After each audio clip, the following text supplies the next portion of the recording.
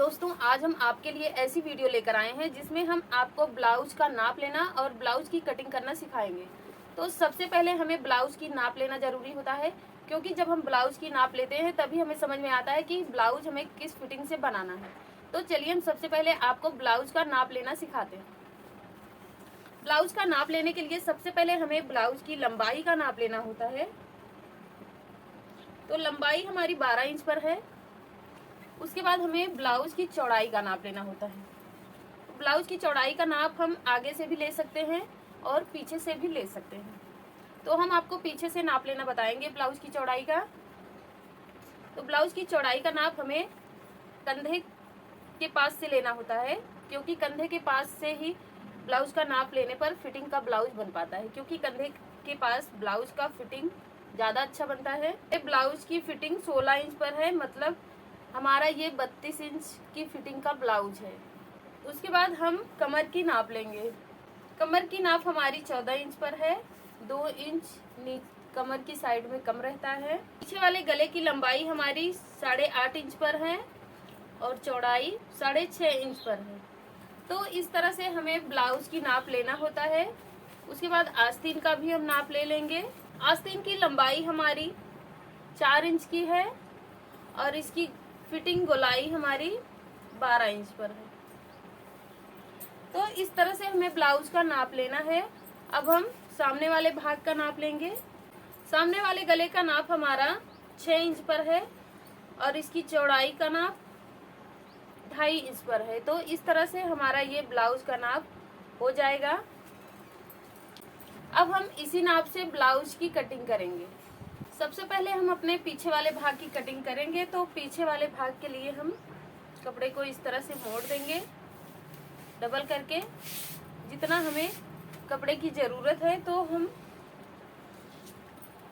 Fitting हमारी 32 inch की रहेगी, तो 32 इंच का जब 4 से गुणा करेंगे तो 8 हमारा आएगा।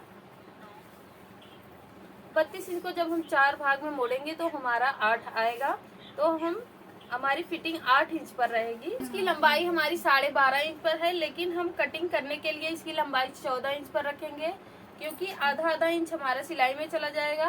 तो फिटिंग हमारा 12.5 इंच पर आ जाएगा। हम 14 इंच पर इसकी लंबाई लेंगे। सामने वाले भाग की कटिंग करेंगे। तो सामने वाला भाग हमारा 16 इंच इसकी लंबाई रहेगी, क्योंकि हमें इसमें बेल्ट की कटिंग भी करना है। उसको हम जोड़ेंगे भी। जब तक हम इतनी लंबाई नहीं करेंगे तो हमारी लंबाई कम हो जाएगी। तो इसलिए हम पहले 16 इंच पर इसकी कटिंग कर लेंगे। उसके बाद 5 इंच पर हम आस्तीन को गोलाई देंगे।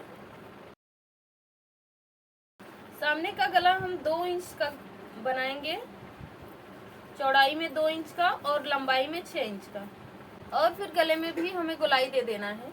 अब हम अपने सामने वाले भाग की फिटिंग का भी नाप निशान लगाएंगे। तो फिटिंग हमारी 8 इंच पर रहेगी, लेकिन हमें थोड़ा कपड़ा एक्स्ट्रा इसमें बचाना भी होता है। तो हम इस पे 12 इंच पर निशान लगाएंगे। इसके बाद अब हम अपने बेल्ट वाला निशान पहले लगा लेंगे। तो बेल्ट वाला निशान हमारा 4 इंच पर लगता है। ऊपर से 4 इंच पर लगेगा और इधर से 3.5 इंच पर और पीछे से 3 इंच पर लगेगा। अब हमें इसमें बेल्ट वाला शेप बना देना है।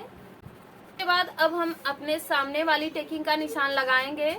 सबसे पहले हम यहाँ से 4 इंच पर इसकी लंबाई रखेंगे और यहाँ पर एक निशान लगा देंगे, और ये जो निशान लगाएंगे हम इस निशान की लंबाई को 2 इंच पर रखेंगे और इस तरह से लाइन को सीधा कर देना है। दूसरा वाला निशान हमें यहाँ से 2.5 इंच पर लगाना है और इस निशान को भी एकदम सीधा कर देना। तीसरा वाला निशान हम यहाँ से 1.5 इंच की दूरी पर लगाएंगे, यहाँ से, और इधर से हमें 1.5 इंच ऊपर इस निशान को लगाना भी है। इस निशान को हम इस तरह से तिरछा करके लगाते हैं। तो ये वाला लाइन भी हम इस तरह से तिरछा करके बना लेंगे। उसके बाद चौथा निशान हमारा यहाँ कंधे से होता है, इस तरह से।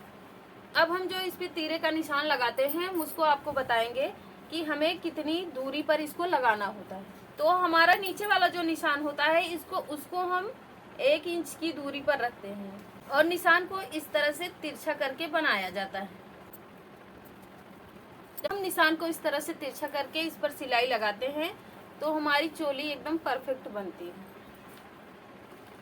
और दूसरा वाला निशान हमारा इससे थोड़ा सा कम रहता है, तो हम इसको भी इंची टेप रखकर इस तरह से बनाएंगे।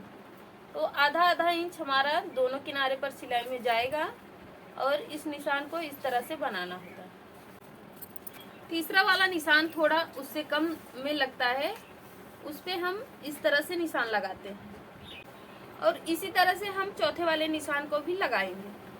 इसके बाद हमें क्या करना है, हम इसको गोल करके देखेंगे कि ये हमारा चोली एकदम गोल में बन गई है या नहीं। तो हमें गोलाई इसमें इस तरह से बनानी होती है। तो हमारे सामने वाले भाग का सभी निशान इसी तरह से बनता है। अब हमें इसमें कुछ नहीं करना है, हमें इसकी सिर्फ कटिंग कर देना है। दोस्तों, वीडियो में जो कुछ भी समझ में ना आया हो हमें प्लीज कमेंट बॉक्स में जरूर बताइएगा। दोस्तों, वीडियो देखने के लिए आप सभी का धन्यवाद।